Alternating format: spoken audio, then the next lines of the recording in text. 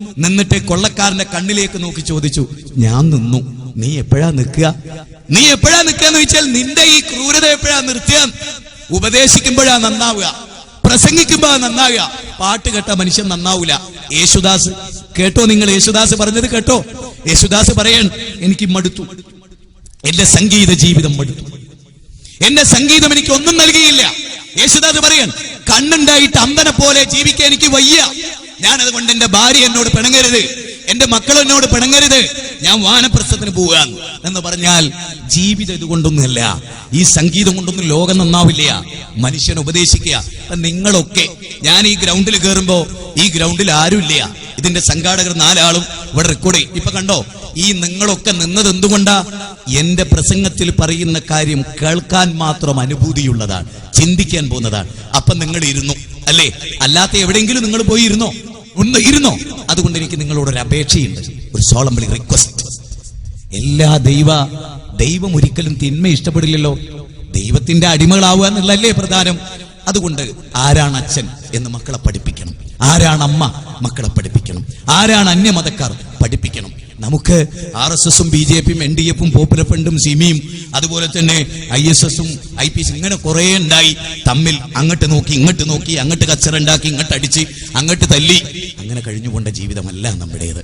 മറിച്ച് പരസ്പരം സ്നേഹിച്ചും തിരുത്തിയും സ്നേഹത്തോടെ അതിനാണ് വിജയം. സ്നേഹം കൊണ്ട് ലോകത്തെ കീഴ്പ്പെടുത്തുക, അതാണ് നന്മ, അതാണ് മതം പഠിപ്പിച്ചത്. നിങ്ങൾക്കറിയാലോ, മുഹമ്മദ് നബിയെ ഷേബ് അബി താലിബ് മലയിൽ 3 കൊല്ലം പീഡിപ്പിച്ചു ശത്രുക്കൾ. ഭക്ഷണം പോലും കൊടുത്തില്ല. പിഞ്ചു പൈതങ്ങൾ പൈതാഹത്താൽ പൊട്ടിക്കരഞ്ഞു. എന്നിട്ടോ ആ ആളുകൾ പട്ടിണി കിടക്കുന്നു എന്ന് പിന്നീട് പ്രവാചകൻ അറിഞ്ഞു. അദ്ദേഹം ഒരു രാജ്യത്തിന്റെ ഭരണാധികാരിയാണ്. ഈ നബിയെ ഏറെ പീഡിപ്പിച്ച് കൊല്ലാൻ ശ്രമിച്ചവർക്ക് എല്ലാ ഭക്ഷണ വിഭവവും എത്തിച്ചു കൊടുത്തു പ്രവാചകൻ. അതാണ് വിട്ടുവീഴ്ച. അല്ലെങ്കിലും നിങ്ങൾ ആലോചിച്ചേ, ശത്രുതയും ദേഷ്യവും നമുക്ക് എന്തെങ്കിലും തന്നു?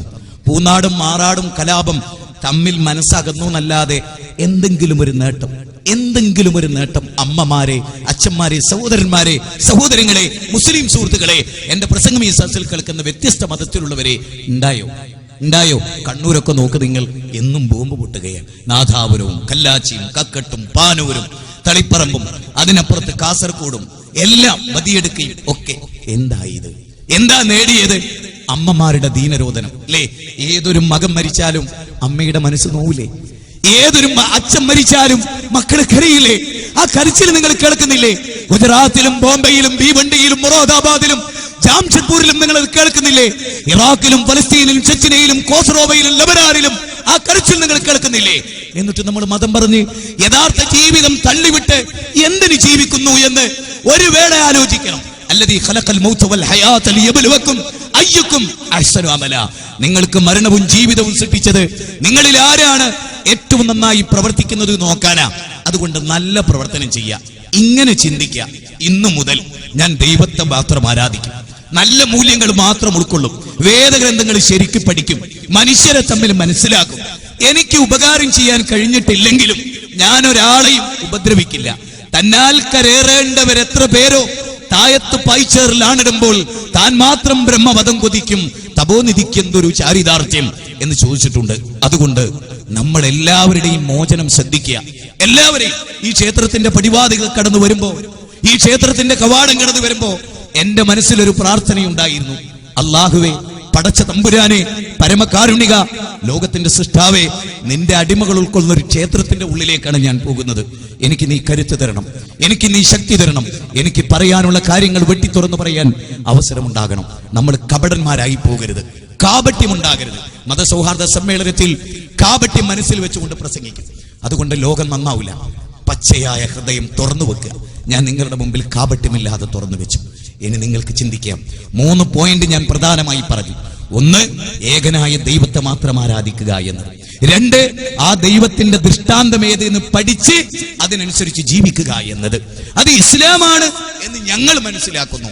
നിങ്ങൾക്ക് പഠിക്കാം, നിങ്ങൾക്ക് മനസ്സിലാക്കാം. അല്ല, അത് ഹിന്ദുമതമാണ് എങ്കിൽ നിങ്ങൾ ഞങ്ങളെ പഠിപ്പിച്ചു തരണം, നിങ്ങൾ ഞങ്ങൾക്ക് മനസ്സിലാക്കി തരണം, നിങ്ങൾ ഞങ്ങളോട് പറയണം. കാരണം നിങ്ങൾക്ക് മാത്രം മോക്ഷം എന്നതുണ്ടാവാൻ പാടില്ല. ഒരു ഔഷധം കണ്ടെത്തിയാൽ, സൗദി അറേബ്യ ക്യാൻസറിന് ഒരു കൃത്യമായ മരുന്ന് കണ്ടെത്തിയാൽ അത് മുസ്ലിങ്ങൾക്ക് മാത്രമേ കൊടുക്കൂ എന്ന് പറയുന്നവൻ വർഗീയവാദിയാണ്. ഇസ്ലാം മാത്രമാണ് മോക്ഷത്തിന്റെ മതമെങ്കിൽ അത് ഞാൻ മാത്രം രക്ഷപ്പെട്ടാൽ മതി എന്ന് ഞാൻ വിചാരിക്കാൻ പാടില്ല. അത് ഞാൻ നിങ്ങളുടെ മുമ്പിൽ വെച്ചു. വർഗീയവാദിയാകാതെ നിങ്ങൾക്ക് സ്വീകരിക്കാം, നിങ്ങൾക്ക് തള്ളിക്കളയാം. അടിച്ചേൽപ്പിക്കലില്ല. എന്റെ പ്രിയപ്പെട്ട യുവാക്കളോട് മാത്രമായി ഞാൻ പറയുന്നു, ഒരുപാട് കാര്യങ്ങൾ നമുക്ക് ചെയ്യാനുണ്ട്. നമ്മുടെ അച്ഛനമ്മമാർക്കും നാടിനും രാജ്യത്തിനും ഭരണാധികാരികൾക്കും മത നേതാക്കന്മാർക്കും നമ്മളിൽ പ്രതീക്ഷയുണ്ട്. കള്ളുകുടിച്ചും വ്യഭിചരിച്ചും തോന്നിയാസം കളിച്ചും ബൈക്കിൽ പോയും അതല്ല ജീവിതം. ഒരുപാട് തൊട്ടയൽപ്പക്കത്ത് പട്ടിണി കിടക്കുന്നവരുണ്ടോ? അച്ഛനും അമ്മക്കും ഞാൻ ആശ്രയമാണോ? ഇടക്കൊക്കെ ചോദിക്കണം. ഞാൻ എൻ്റെ ഉമ്മയോട് ചോദിക്കും, ഉമ്മ ഞാൻ എന്തെങ്കിലും തെറ്റ് ചെയ്തിട്ടുണ്ടോ? ഉമ്മാനോട് ഉമ്മാക്ക് വിഷമമുണ്ടായ എന്തെങ്കിലും ഉണ്ടായിട്ടുണ്ടോ? പൊറുക്കണേ. അറിയാതെ പറ്റിപ്പോയതുണ്ടെങ്കിൽ പൊറുക്കണേ. ഞാൻ എന്റെ പിതാവ് എന്നോട് പറയും, മോനെ നിനക്ക് പേരിട്ടു ഞാൻ മുജാഹിദ് എന്ന്. മുജാഹിദ് എന്ന പദത്തിന്റെ അർത്ഥം ധർമ്മസമരം ചെയ്യുന്നവെന്നാണ്. മോനെ, ആ വാക്ക് പിതാവിന്റെ പ്രതീക്ഷ അത് നീ കാത്തുരക്ഷിച്ചു. അതുകൊണ്ട് മോനെ ശ്രദ്ധിക്കണേ. ഇന്ന് പോലും എന്റെ വാപ്പ പറഞ്ഞു, മോനെ ക്ഷേത്രത്തിലാണ്, ശ്രദ്ധിക്കണേ എന്ന്. സ്നേഹമാണ് അല്ലെ? സ്നേഹമാണ് മനുഷ്യനെ നിലനിർത്തുന്നത്. സ്നേഹിക്കാൻ പഠിക്കുക. കുറി നോക്കി, തുണി നോക്കി, ഗോത്രം നോക്കി, വർഗം നോക്കി മനുഷ്യനെ വേർതിരിക്കുന്ന അവസ്ഥ അവസാനിപ്പിക്കുക.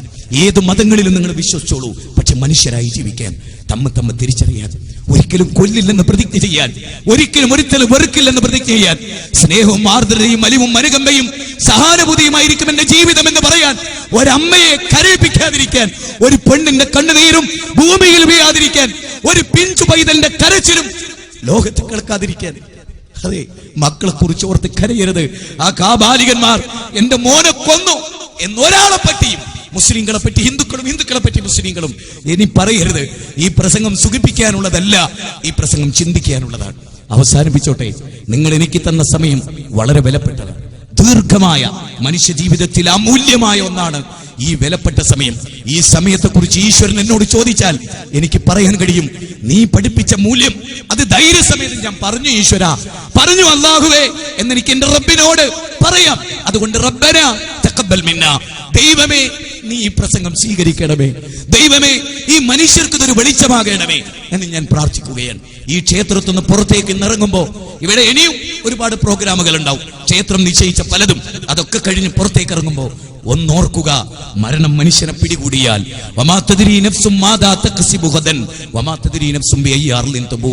ഏത് ഭൂമി നാളെ എന്ത് സംഭവിക്കും എന്ന് പറയാനാവില്ല. ഇന്ന് ഞാൻ ട്രെയിനിലേക്ക് എത്തുമോ, എന്റെ ജുബയുടെ ബട്ടൺ ഞാൻ അയക്കുമോ, എന്നെ എന്റെ കൂട്ടുകാർ ഇവിടുന്ന് കൊണ്ടുപോകുമോ, എനിക്ക് പറയാൻ കഴിയില്ല.